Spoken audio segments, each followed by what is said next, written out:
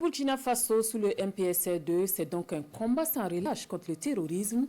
Dès son arrivée au pouvoir en septembre 2022, le capitaine Ibrahim Traoré s'est engagé résolument à travers notamment des réformes profondes au sein des forces armées, un vaste programme d'équipement et de renforcement des effectifs avec à la clé la récupération, la réinstallation des zones jadis sous emprise terroriste et le ravitaillement de plusieurs localités. Les efforts consentis sont évalués à des centaines de milliards de francs CFA pour une armée qui monte en puissance. Nyakitida. Arrivé au pouvoir comme chef de guerre, le capitaine Ibrahim Traoré ne lésine pas sur les moyens. Dès lors, l'armée connaît une ascension en matière de renforcement des capacités opérationnelles, jamais égalée au dire des observateurs avertis. En tous les cas, les dotations attestent, si besoin en était, la montée en puissance des forces armées nationales. Déjà, en décembre 2022, soit quelques 3 mois de gestion du pouvoir d'État, l'armée de terre reçoit des renforts grâce à l'arrivée de véhicules blindés. À la remise, le message du président du Faso est on ne peut plus clair. Et retenez que nous sommes dans un monde de prédation. Pour avoir la paix, il faut faire la guerre.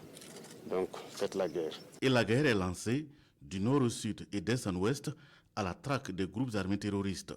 Plus question d'attendre, il faut aller au contact, voire au corps à corps avec l'ennemi. Objectif, engager une lutte implacable contre les terroristes avec, in fine, la restauration de l'intégrité du territoire. Pour y arriver, le chef suprême des forces armées nationales multiplie les dotations.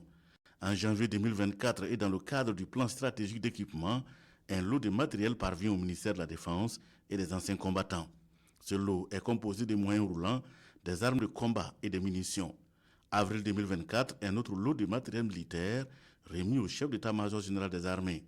Courant juin 2024, une arrivée des matériels militaires et des génies acquis surtout grâce à la contribution des populations au fonds de soutien patriotique. Le 23 décembre 2024, encore un don du président du Faso à son armée. Je vous remets officiellement donc les clés de ces engins logistiques et de combat.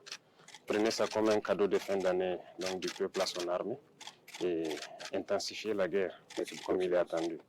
Merci beaucoup. Le 10 octobre 2025, le président du Faso est de nouveau sur le terrain pour une autre remise de matériel militaire. C'est un lot de matériel lourd de combat. L'armée de l'air a également réussi sa part de renforts d'équipement.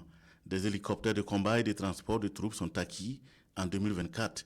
Elle a obtenu également, en plus de l'existant, une douzaine de drones Akensi, armés de dernière génération, capables de frapper en tout temps et en tout lieu, même en cas d'intempérie, conçus par un instructeur turc.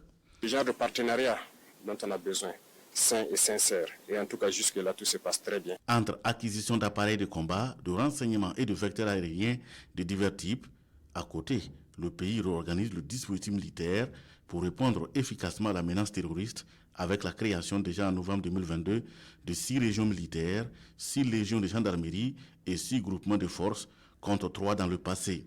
La réorganisation, c'est aussi cette opération de recrutement de plus de 50 000 VTP lancée en octobre 2022 et la création de 6 BIR qui passent aujourd'hui à environ 30 brigades d'intervention rapide. Pendant ce temps, les effectifs se renforcent. Seulement pour le compte de l'année 2024, plus de 15 000 combattants sont recrutés. Mais dans la lutte pour la restauration de l'intégrité territoriale, il faut compter sur les volontaires pour la défense de la patrie VDP et les forces de sécurité de gendarmerie nationale, la police nationale, garde de sécurité pénitentiaire, eaux et forêts. Bref, tous les corps armés sont impliqués dans la guerre de reconquête. La dotation en armement et le maillage conséquent du territoire permettent d'engager plusieurs opérations de restauration de l'intégrité du territoire. L'opération Féléo dans les Bankouis a libéré 15 localités dans les Banwa, dont Selenzo, chef-lieu de la province, et à l'occasion, le président du Faso s'est adressé depuis la mairie de la dite localité à la nation. C'est aussi ce héroïsme des boys qui, avec bravoure, combativité, professionnalisme, tiennent Barça Logo, violemment attaqué l'année dernière.